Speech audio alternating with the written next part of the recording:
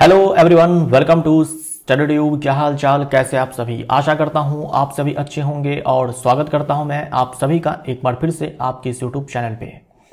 Botany chapter का ये part 2 है और ये लास्ट पार्ट है इस चैप्टर का, और पूरे बायो का ये आखिरी वीडियो है। इसके बाद हम लोग फिजिक्स स्टार्ट करेंगे। केमिस्ट्री हमारा ऑलरेडी कंप्लीट है, बायो हमारा इसके साथ कंप्लीट हो जाएगा और इसके बाद हम लोग फिजिक्स को शुरू करेंगे।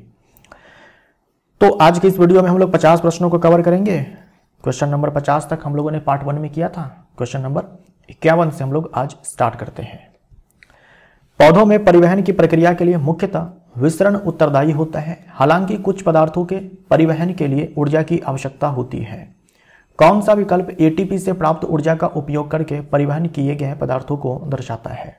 मैंने आपको बताया था कि फ्लोएम से जो सुक्रोज का परिवहन होता है, फोटोसिंथेसिस में ग्लूकोज बनता है, सुक्रोज में कन्वर्ट किया जाता है और उस सुक्रोज को फ्लोएम के माध्यम से प्लांट के अदर पार्ट्स में ट्रांसपोर्ट किया जाता है ऊर्जा खर्च करके, है ना। सक्रिय रूप से परिवहन किया जाता है, यानी कि ऊर्जा खर्च करके, एटीपी खर्च करके सुक्रोज का ट्रांसपोर्टेशन होता है। तो हमारा आंसर क्या हो जाएगा, डी। ठीक, भोजन, उसके साथ अमीनो अम्ल और हार्मोन फ्लोएम से जो है ये सारे पदार्थ ट्रांसपोर्ट किए जाते हैं। तो मेनली आपको जो है सुक्रोज के बारे में कहा गया है कि एटीपी खर्च करके सुक्रोज का ट्रांसपोर्टेशन होता है। तो क्योंकि यहां पर भोजन लिखा हुआ है तो हमारा आंसर जो है डी हो जाएगा।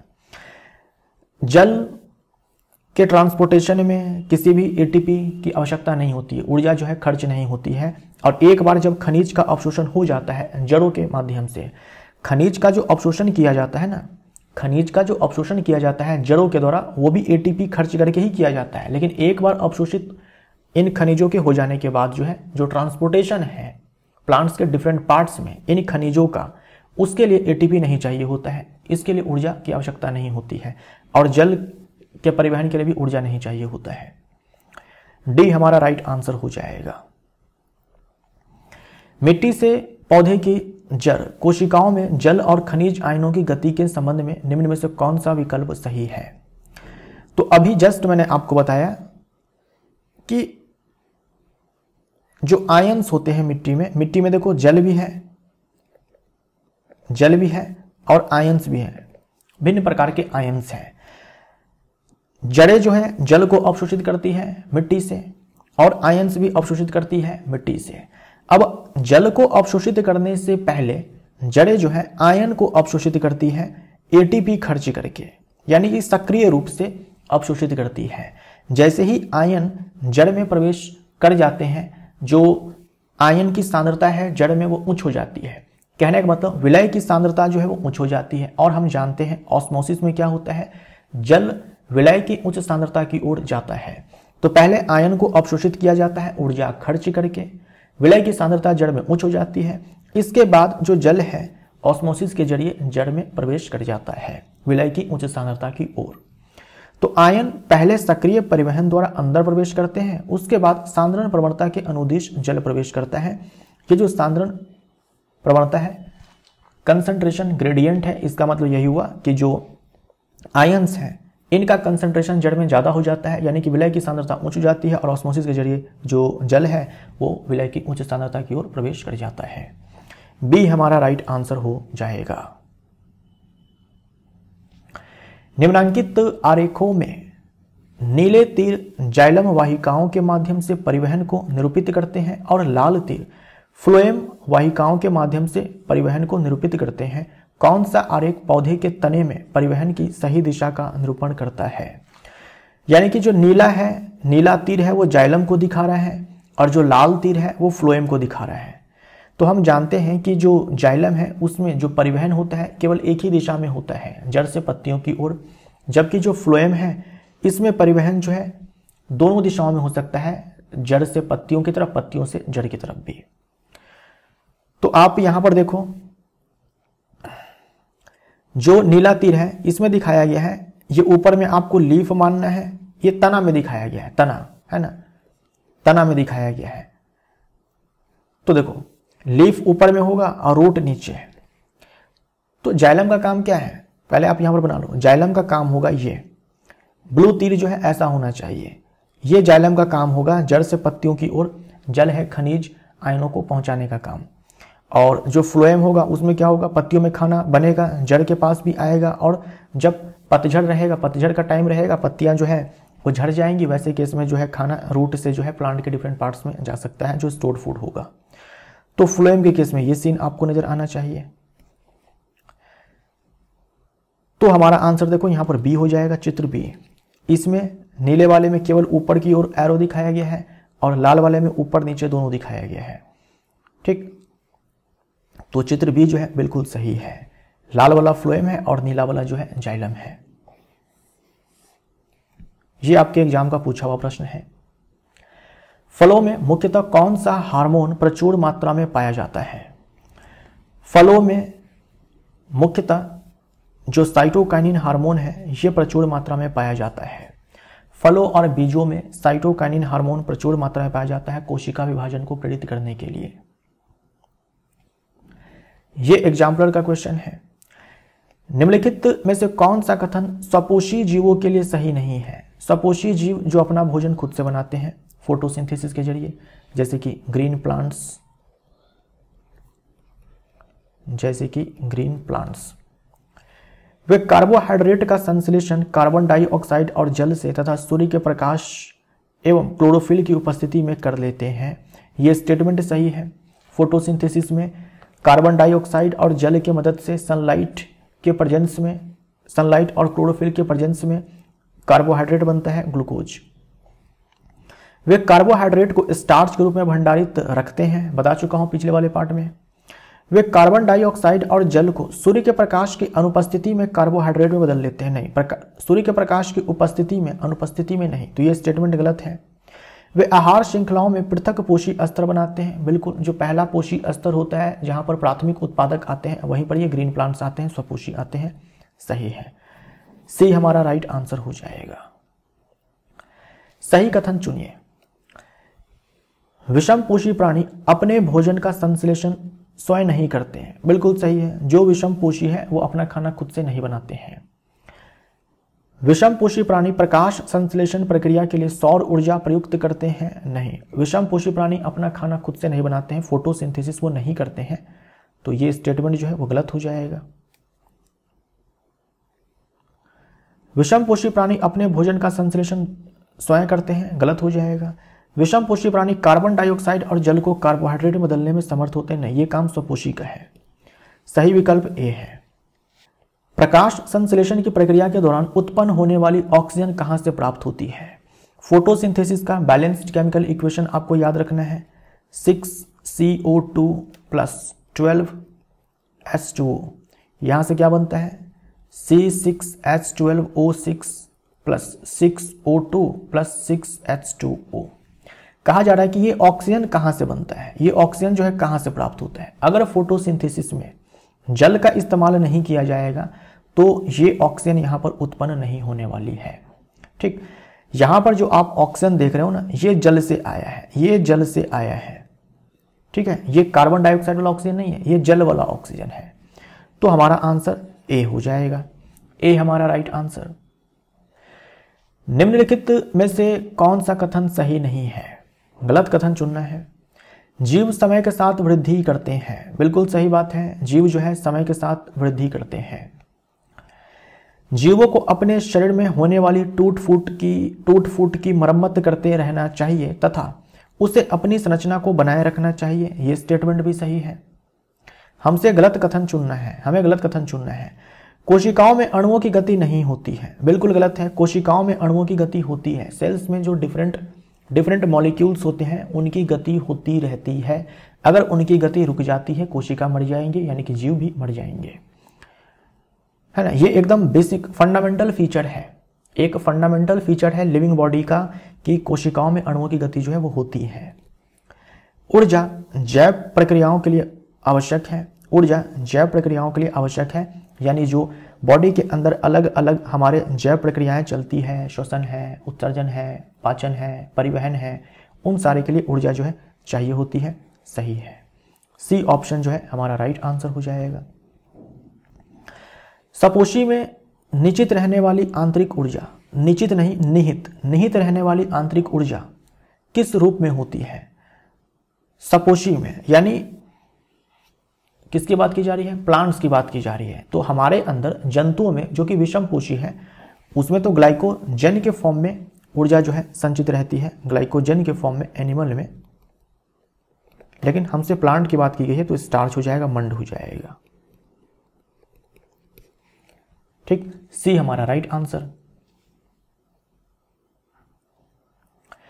निम्नलिखित समीकरणों में से कौन से समीकरण को प्रकाश संश्लेषण प्रक्रिया का समीकरण माना जाता है? फोटोसिंथेसिस प्रोसेस का समीकरण माना जाता है। तो अभी जस्ट मैंने लिख कर दिया आपको, 6CO2 + 12H2O, सनलाइट चाहिए, क्लोरोफिल चाहिए, 1 ग्लूकोज का अणु बनेगा, 6 कार्बन डाइऑक्साइड का और 6 जल का। तो आंसर हमारा डी हो जाएगा।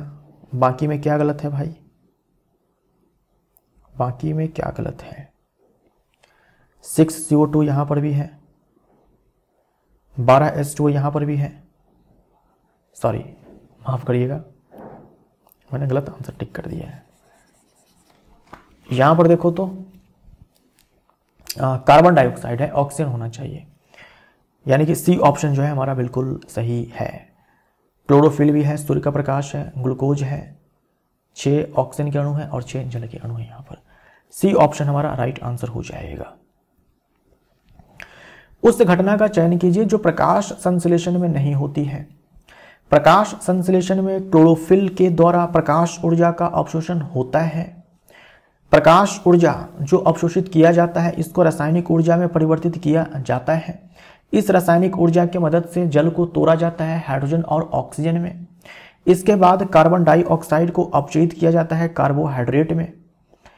कार्बन का कार्बन डाइऑक्साइड में उपचयन गलत हो जाएगा, कार्बन का कार्बन डाइऑक्साइड में उपचयन नहीं होता है। सी हमारा राइट आंसर हो जाएगा।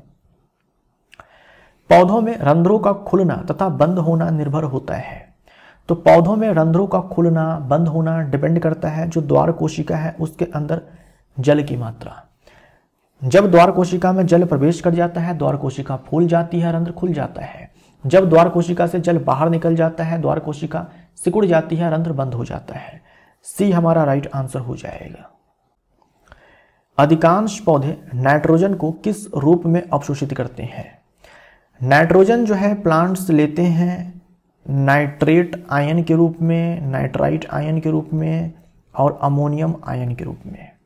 प्रोटीन के रूप में नहीं, वायुमंडलीय नाइट्रोजन के रूप में नहीं, नाइट्रेट एवं नाइट्राइट, और ये यूरिया से जो है अमोनियम आयन बनता है। 2 और 3, बी हमारा राइट आंसर हो जाएगा। और ये जो नाइट्रेट है, नाइट्राइट है, ये जो वायुमंडलीय नाइट्रोजन होता है ना, इसी को इस फॉर्म में कन्वर्ट करते हैं नाइट्रोजन फिक्सिंग बैक्टीरिया। वायुमंडलीय नाइट्रोजन को नाइट्रेट आयन में, नाइट्राइट आयन में कन्वर्ट करने का काम जो है नाइट्रोजन फिक्सिंग बैक्टीरिया करते हैं। यूरिया का इस्तेमाल खेतों में किया जाता है इसीलिए नाइट्रोजन की पूर्ति करने के लिए। पौधों में तंत्रिका तंत्र और पेशियां नहीं होती, फिर भी वे जो प्लांट्स होते हैं ना तो उनमें नर्वस सिस्टम है, ना ही न्यूरॉन्स हैं, ना ही उनमें मसल्स हैं, फिर भी वे उद्दीपन के प्रति प्रतिक्रिया करते हैं उद्दीपन के प्रति प्रतिक्रिया करते हैं। उद्दीपन क्या होता है? प्लांट्स के पर्यावरण में होने वाले चेंजेज, ठीक है। ये उद्दीपन जो है लाइट हो सकता है, टेम्परेचर हो सकता है, प्रकाश हो सकता है, टच हो सकता है, हीट हो सकती है, कोई केमिकल हो सकता है, ठीक है। ये सारे जो है उद्दीपन हो सकते हैं, स्टिमुलाई हो सकते हैं, ये सारे उद्दीपन हो सकते हैं। जैसे अगर आपके स्किन पे कोई पिन चुभा दे तो आपको पता लग जाता है क्योंकि आपके पास प्रॉपर नर्वस सिस्टम है ना। पिन चुभा, न्यूरॉन्स के थ्रू वो सिग्नल जो है आपके ब्रेन के पास है ना, आपके स्पाइनल कॉर्ड के पास जाती है। प्रॉपर नर्वस सिस्टम है इस चीज़ का पता लगाने के लिए, ठीक। और फिर आप अपने हाथ को हटा लेते हैं, यानी कि आप अपने पेशियों में गति कराते हैं, है ना। पेशियों में गति कराते हैं क्योंकि आपके पास पेशी है ना। पेशियों में गति होती है तो आप अपने हाथ को गति करा पाते हैं। प्लांट्स के पास ना तो नर्वस सिस्टम है ना ही मसल्स है, फिर भी वो इन सारे के प्रति जो है प्रतिक्रिया करते हैं, इन सारे के प्रति प्रतिक्रिया करते हैं। सी हमारा राइट आंसर हो जाएगा। पौधों की गतियों को कितने प्रकारों में बांटा गया है? प्लांट्स के अंदर दो तरह की गतियां जो है वो देखने को मिलती है। दो तरह की गतियां देखने को मिलती है, एक जो वृद्धि से मुक्त है, ग्रोथ से कोई लेना देना नहीं है, और दूसरी गति होती है जो वृद्धि पर आश्रित होती है। प्लांट्स ग्रो करते हैं तो हमें ऐसा लगता है कि वो गति कर रहे हैं। छुई मुई की पौधे में देखी जाने वाली गति का प्रकार है। दो प्रकार की गतियां हैं, एक वृद्धि से मुक्त गति और एक वृद्धि पर निर्भर गति, वृद्धि पर आश्रित गति। छुई मुई की जो पत्तियां होती हैं, अगर आप उसको ऐसे टच करते हैं तो मुरझा जाती है। इसमें कहीं भी ग्रोथ से कोई लेना देना नहीं है, तो वृद्धि से मुक्त गति है, वृद्धि से मुक्त गति है। और वृद्धि से मुक्त गति जो होती है वो बहुत ही फास्ट होती है ना, बहुत ही फास्ट होती है, तीव्र गति होती है ये तीव्र गति होती है, ठीक है। और वृद्धि पर निर्भर जो गति होती है ये धीमी गति होती है, ये धीमी गति होती है।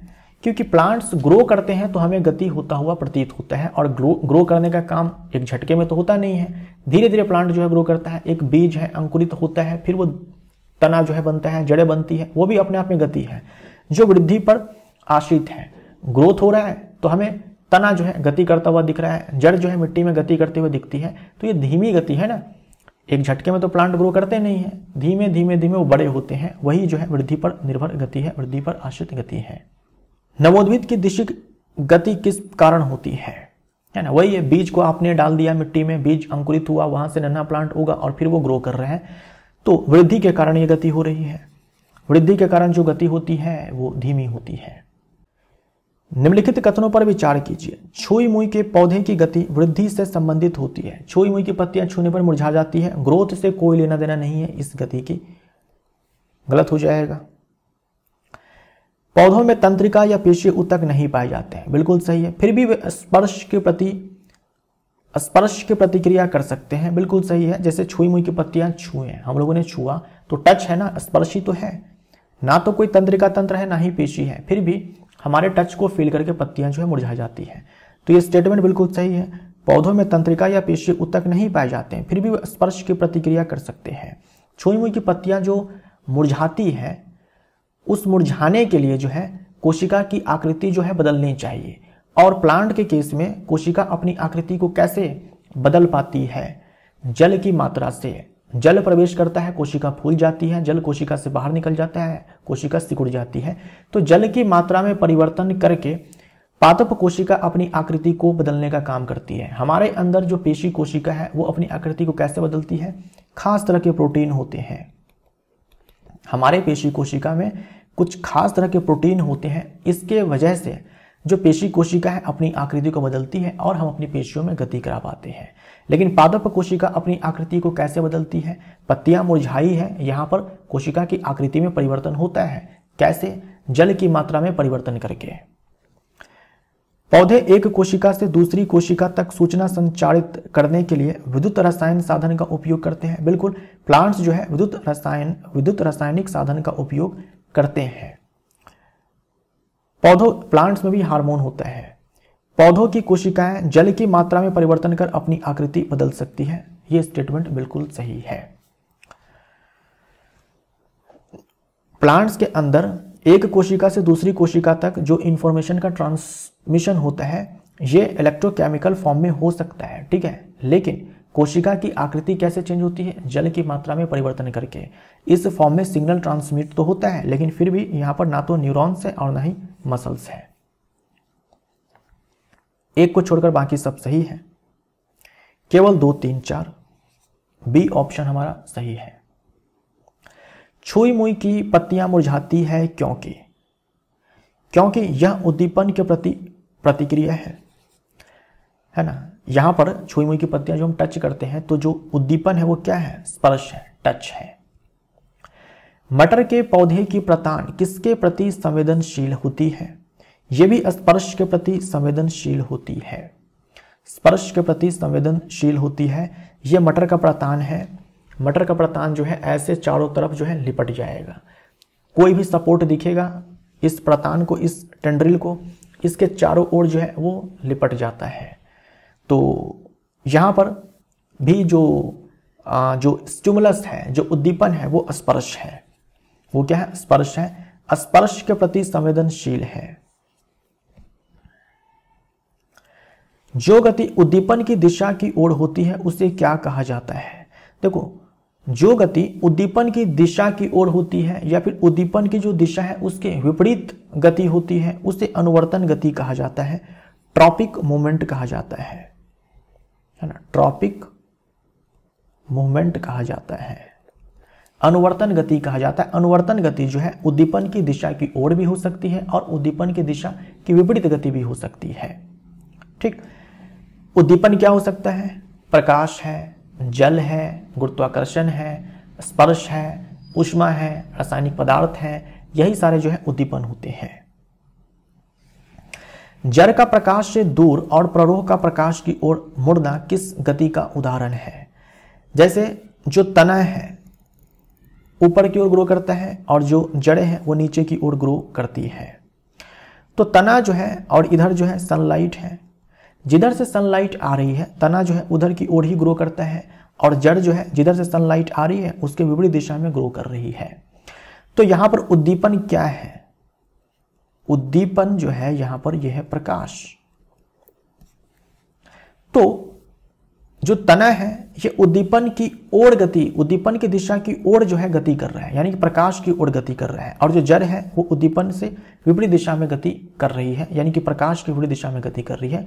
तो जो गति उद्दीपन की दिशा में हो या फिर उद्दीपन की विपरीत दिशा में हो उसे हम लोग अनुवर्तन गति बोलते हैं। अगर उद्दीपन प्रकाश है तो हम इसे प्रकाश अनुवर्तन बोलेंगे या फिर प्रकाश अनुवर्ती गति बोल देंगे। ठीक है, प्रकाश अनुवर्तन बोल दो या फिर प्रकाश अनुवर्ती गति बोल दो आप। अगर उद्दीपन गुरुत्वाकर्षण हो जाए वैसे केस में गुरुत्वानुवर्तन बोलेंगे। अगर उद्दीपन स्पर्श हो जाए, इस वाले केस में उद्दीपन है स्पर्श, तो स्पर्शानुवर्तन। ठीक, और ये जो उद्दीपन पे डिपेंड जो गति करती है वो वृद्धि से संबंधित, वृद्धि पे आश्रित गति होती है, वृद्धि मुक्त गति नहीं होती है।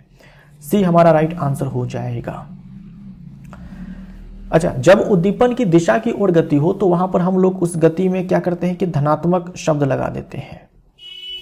जैसे हम यहां पर बोल सकते हैं कि जो तना है ये धनात्मक प्रकाश अनुवर्तन कर रहा है, लेकिन जो जड़ें हैं ये ऋणात्मक प्रकाश अनुवर्तन है, यानी कि ऋणात्मक प्रकाश अनुवर्ती गति जो है ये जड़ें दिखाती हैं, क्योंकि प्रकाश के विपरीत दिशा में, प्रकाश के विपरीत दिशा में जड़ें जो है वो जा रही है, गति कर रही है। तो हम बोलेंगे कि निगेटिव फोटोट्रॉपिक मोमेंट है या फिर नेगेटिव फोटोट्रॉपिज्म है। गुरुत्व के प्रति पौधों की वृद्धि संबंधी प्रतिक्रिया को क्या कहा जाता है? अब हम जानते हैं जो गुरुत्वाकर्षण है वो नीचे की ओर काम करता है, जो ग्रेविटी है वो नीचे की ओर काम करता है। तो गुरुत्वाकर्षण पृथ्वी के केंद्र की ओर और जो जड़ें हैं वो भी पृथ्वी के केंद्र की ओर ही जा रही हैं। तो हम बोल सकते हैं कि यहाँ पर जो गति है वो गुरुत्वानुवर्तन गति है ना? गुरुत्वानुवर्तन बोल दो या फिर गुरुत्वानुवर्ती गति बोल दो, बी हमारा राइट आंसर हो जाएगा। तो अगर हम रूट की बात करते हैं तो ये जो गति है ये धनात्मक है। तना की बात करते हैं, तना ऊपर की ओर ग्रो कर रहा है, ग्रेविटी नीचे की ओर काम कर रहा है।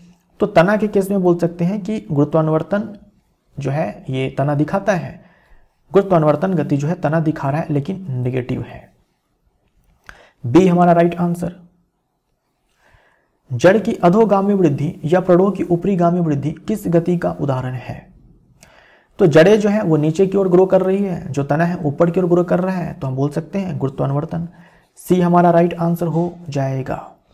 सी हमारा राइट आंसर हो जाएगा। और रूट के केस में हम इसे क्या बोलेंगे? पॉजिटिव, और स्टेम के केस में क्या बोलेंगे? इसे नेगेटिव बोलेंगे। प्ररोह का गुरुत्व की विपरीत दिशा में बढ़ना किसका उदाहरण है? नकारात्मक गुरुत्वानुवर्तन, ए हमारा right answer. Negative geotropic movement या फिर नेगेटिव जियोट्रॉपिज्म। जल अनुवर्तन का अर्थ है, अगर जल अनुवर्तन है मतलब उद्दीपन क्या है? उद्दीपन क्या है? जल है। अब जल की ओर अगर गति हो रही है तो धनात्मक जल अनुवर्तन, जल के विपरीत दिशा में अगर गति हो रही है तो ऋणात्मक जल अनुवर्तन।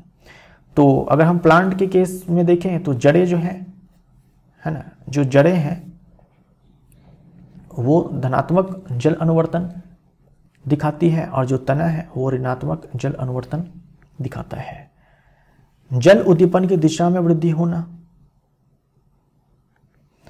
जल उद्दीपन की दिशा में वृद्धि होना, अगर मान लो उद्दीपन की विपरीत दिशा में अगर वृद्धि हो रही है तो भी जो है जल अनुवर्तन कहलाएगा, बस वो नेगेटिव होगा। राइट, बी हमारा राइट आंसर हो जाएगा। रसायन अनुवर्तन का अर्थ है, यानी यहां पर उद्दीपन क्या है, रासायनिक पदार्थ है, तो हम बोल सकते हैं रासायनिक पदार्थ की ओर जो कि उद्दीपन है या फिर उनसे दूर वृद्धि होना, ए हमारा राइट आंसर हो जाएगा। ये जो रसायन अनुवर्तन है इसका एग्जाम्पल जो है एग्जाम में खूब पूछा जाता है, ये ध्यान में रखिएगा। रसायन अनुवर्तन में पौधे की प्रतिक्रिया किस उद्दीपन पर निर्भर करती है, तो यहां पर उद्दीपन क्या हो जाएगा, रासायनिक पदार्थ। यदि जड़ें मिट्टी में उपस्थित जल की दिशा में बढ़े तो यह कौन सी गति कहलाएगी।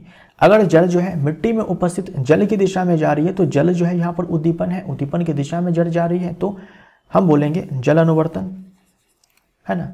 मिट्टी में जल है और जल की ओर ही जड़ें जा रही है, इसलिए मैंने आपसे कहा था जल अनुवर्तन में जो रूट है ये धनात्मक जल अनुवर्तन दिखाता है और जो तना है ये ऋणात्मक जल अनुवर्तन दिखाता है।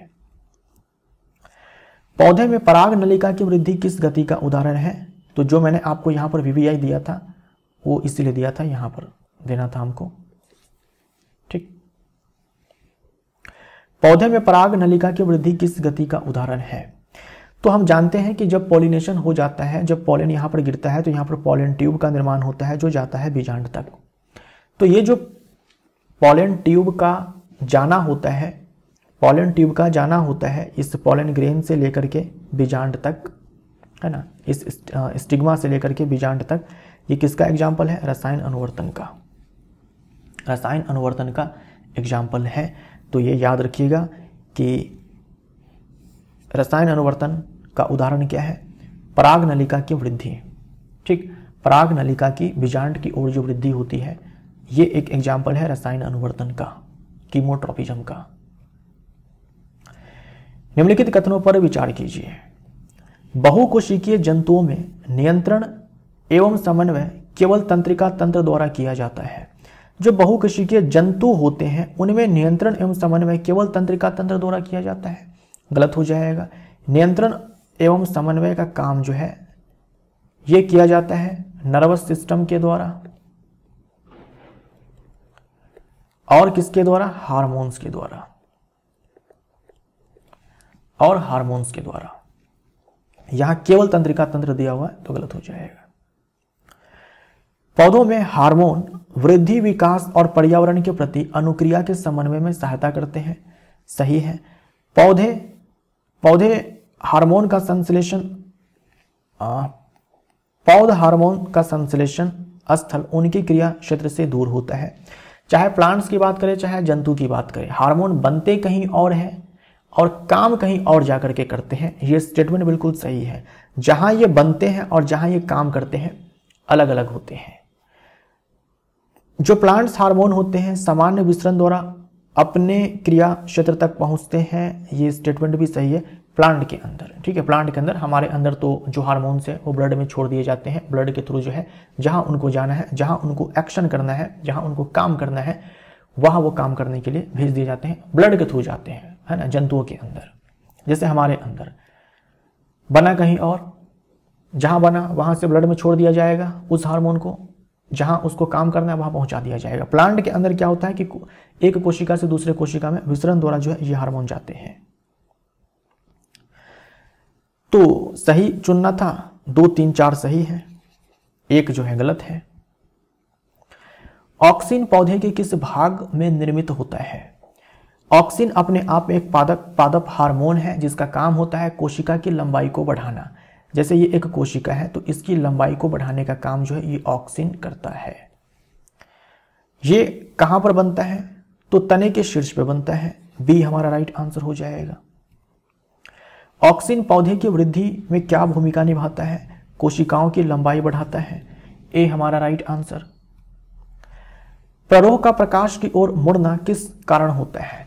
पौधे प्रकाश की दिशा में झुक जाते हैं, इसके पीछे जो हार्मोन जिम्मेवार है वो है ऑक्सिन, ठीक। जैसे मान लीजिए ये तना है, इधर से प्रकाश इस पर गिर रहा है।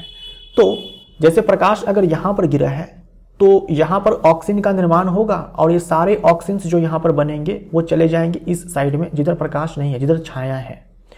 जिधर छाया है उधर ऑक्सीजन चला जाएगा और ऑक्सीजन का काम क्या है, कोशिका की लंबाई को बढ़ाना। तो इस साइड से कोशिका की लंबाई जब बढ़ेगी और इस साइड से नहीं बढ़ेगी क्योंकि सारा ऑक्सीजन डिफ्यूज होकर के कहाँ चला गया है, छाया वाले साइड में चला गया है। तो कोशिका की लंबाई जब बढ़ेगी तो यही जो है कोशिका ऐसे बेंड कर जाएगी और जो तना है ये आपको प्रकाश की दिशा में झुकता हुआ दिखेगा। तो ऑक्सीजन का प्रकाश वाली साइड में, ऑक्सीजन का छाया वाली साइड में अधिक होना, ऑक्सीजन का प्रकाश वाली साइड में कम होना, ये भी हम बोल सकते हैं, ठीक। और ऑक्सीजन का छाया वाली साइड में अधिक होना ये भी बोल सकते हैं। फिर भी बी ऑप्शन जो है याद रखिएगा कि ऑक्सीजन जो है जिधर छाया होता है उधर डिफ्यूज कर जाता है, चला जाता है। जिधर छाया है उधर ऑक्सीजन ज़्यादा है तो वहाँ की कोशिका जो है अधिक लंबी हो जाती है और वो जो तना है वो ऐसे जो है बेंड कर जाता है। अगर ये सही है तो हम ये भी बोल सकते हैं ना कि ऑक्सीजन जो है प्रकाश वाली साइड में कम हो जाता है। फिर भी हम बी ऑप्शन जो है लेकर के चलते हैं। एक दूसरा पादप हार्मोन होता है जिबरलिन। जिबरलिन का काम भी जो होता है वो तने की लंबाई को बढ़ाना होता है। ऑक्सीजन कोशिका की लंबाई को बढ़ाता है, इससे तने की लंबाई बढ़ती है और जिबरलिन का काम भी होता है तने की लंबाई को बढ़ाना, तने की वृद्धि में सहायता करना। एक तीसरा हार्मोन होता है पादप हार्मोन साइटोकाइनिन। साइटोकाइनिन, साइटो का मतलब कोशिका होता है, काइनिन का मतलब विभाजन होता है। तो कोशिका विभाजन को ये प्रेरित करता है हार्मोन, तो कोशिका विभाजन को प्रेरित करना, बी हमारा राइट आंसर हो जाएगा। ऑक्सीजन और जिबरलिन दोनों के बारे में आप याद रखेंगे, तने की लंबाई को बढ़ाने का काम करता है। अगर पूछ दिया जाए कि कोशिका की लंबाई को कौन बढ़ाता है तो आप बोलेंगे ऑक्सीजन। साइटोकाइनिन जो है कोशिका विभाजन को प्रेरित करता है। साइटोकाइनिन सबसे अधिक जो है पाया जाता है फलों और बीजों में, सी हमारा राइट आंसर हो जाएगा, क्योंकि फलों और बीजों में जो है कोशिका विभाजन तीव्र होती है। साइटोकाइनिन फलों और बीजों में जो है अधिक मात्रा में, प्रचुर मात्रा में पाया जाता है।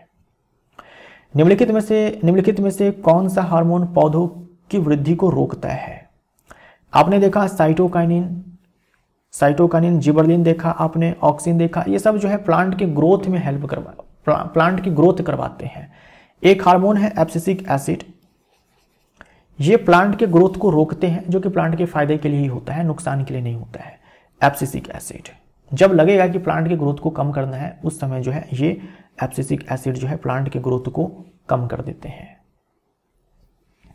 पत्तियों का मुरझाना किस हार्मोन के कारण होता है? एब्सिसिक एसिड का जो काम है उसके कामों में से एक काम यह है पत्तियों का मुरझाना। जिबरलिन और ऑक्सीजन दोनों वृद्धि को प्रोत्साहित करते हैं और वृद्धि को रोकने का काम जो है एब्सिसिक एसिड करते हैं। प्ररोह का प्रकाश की तरफ वृद्धि करना कहलाता है, तो प्ररोह का तने का प्रकाश की तरफ वृद्धि करना कहलाता है प्रकाश अनुवर्तन, डी हमारा राइट आंसर हो जाएगा। पौधों में एब्सिसिक अम्ल का प्रमुख कार्य है, तो जस्ट देखा वृद्धि को रोकना। कोशिकाओं की लंबाई को बढ़ाना, ये ऑक्सीजन का काम है। कोशिका विभाजन को प्रोत्साहित करना साइटोकाइनिन का काम है। तने की वृद्धि को प्रोत्साहित करना, इसके लिए आप जो है जिबरलिक एसिड का नाम दे सकते हो, ठीक, जिबरलिन बोल दो या फिर जिबरलिक एसिड बोल दो। निम्नलिखित में से किसका संबंध पौधे की वृद्धि से नहीं है? पौधे की वृद्धि से नहीं है तो एब्सिसिक एसिड। सब एग्जाम्पलर के क्वेश्चंस हैं। द्वार कोशिकाओं की आकृति किसके परिवर्तन के कारण बदल जाती है? द्वार कोशिका में जल की मात्रा के कारण, सी हमारा राइट आंसर हो जाएगा। पराग नलियों की अंडाणु की तरफ वृद्धि किसके कारण होती है? ये अंडाणु कहाँ होता है? बीजांड में होता है, तो बीजांड की तरफ वृद्धि पराग नली की जो होती है, ये किसका एग्जाम्पल है? मैंने आपको बताया था रसायन अनुवर्ती, ठीक है, रसायन अनुवर्तन का, इसी को यहाँ पर रसो अनुवर्तन कहा गया है। सूर्य के मार्ग के अनुसार सूरज की गति किसके कारण होती है? सूर्य के मार्ग के अनुसार सूरज की गति किसके कारण होती है? ये कौन सा सवाल है भाई? सूर्य के मार्ग के अनुसार, सूर्य के रास्ते के अनुसार सूरज की गति, मेरे ख्याल से सूरजमुखी का जो फूल होता है ना उसके बारे में यहाँ पर पूछा गया है आपसे। सनफ्लावर, हम बोलते हैं ना सनफ्लावर, जिधर सन उधर ये फ्लावर, डायरेक्शन जो है अपने आप को उसी डायरेक्शन में अपने आप को अलाइन जो है ये सनफ्लावर कर लेता है, तो हम बोल सकते हैं यहाँ पर प्रकाश अनुवर्तन, ठीक, ए हमारा राइट आंसर। यहाँ पर सूरजमुखी है, ठीक है, सूरजमुखी मेरे ख्याल से जो है होना चाहिए, सनफ्लावर। पौधे पर से परिपक्व पत्तियों और फलों को झड़ना किस पदार्थ के कारण होता है? पौधों पर से परिपक्व पत्तियां जो होती हैं और जो फल होते हैं वो झड़ जाते हैं, किस पदार्थ के कारण होता है? तो ये एब्सिसिक एसिड का काम है ना। जो पत्तियां पक गई है, जो फल पक गए हैं, उसको पेड़ से गिरा दो, ये काम किसका है? एब्सिसिक एसिड का है। अब देखो ये एमसीक्यू नहीं है, ये सब्जेक्टिव क्वेश्चन है, एग्जाम्पलर का था तो मैंने ले लिया। यहाँ पर 2 सवाल है। निम्नलिखित के लिए उत्तरदायी पादप हार्मोन के नाम बताइए। कोशिकाओं को लंबी होने के लिए तो ऑक्सिन हार्मोन है। तने की वृद्धि के लिए, वैसे तने की वृद्धि में जो है ऑक्सिन का भी रोल होता है, ऑक्सिन का भी काम तने की वृद्धि करना ही है, लेकिन तने की वृद्धि अगर ऐसे साफ साफ लिख करके आ जाए तो वहां पर आप आंसर क्या देंगे? जिबरेलिन देंगे, ठीक है, जिबरेलिन देंगे। और ऐसे लिखकर आ जाए कोशिकाओं की लंबाई में वृद्धि तो ऑक्सिन, ये दोनों मिलकर के तने की लंबाई को बढ़ाते हैं।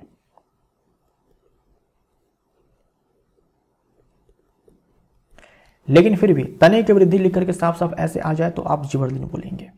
कोशिका विभाजन को प्रोत्साहन करने के लिए साइटोकाइनिन। और आपसे कहा गया था कि ये जो सीड्स होते हैं और जो फ्रूट्स होते हैं उनमें ये जो है प्रचुर मात्रा में पाए जाते हैं। जीर्ण पत्तियों के झड़ने के लिए, यानी यही परिपक्व पत्तियों के झड़ने के लिए abscisic acid. A B C में से कौन सा अधिक सही है और क्यों? देखो जड़ें जो है नीचे की ओर जा रही हैं, गुरुत्वानुवर्तन जो है ये धनात्मक गुरुत्वानुवर्तन है, और जो ये तना है ये ऊपर की ओर जा रहा है, ऋणात्मक गुरुत्वानुवर्तन है। अगर हम प्रकाश को उद्दीपन के रूप में लेते हैं तो ये धनात्मक प्रकाश अनुवर्तन है, और जड़ें जो है ऋणात्मक प्रकाश अनुवर्तन दिखाती है। यहाँ देखो जड़ ऊपर की ओर जा रही है, यह गलत हो जाएगा। यहाँ पर तना नीचे की ओर आ रहा है, गलत हो जाएगा। तना ऊपर की ओर जाना चाहिए और जड़ जो है नीचे की ओर आनी चाहिए। तो इस वीडियो के साथ ही पूरा बायो जो है आपका यहाँ पर कंप्लीट होता है। अब हमारा जो बचता है वो है फिजिक्स, तो फिजिक्स को भी हम लोग अब कवर करेंगे अगले वीडियो से। Thank you so much.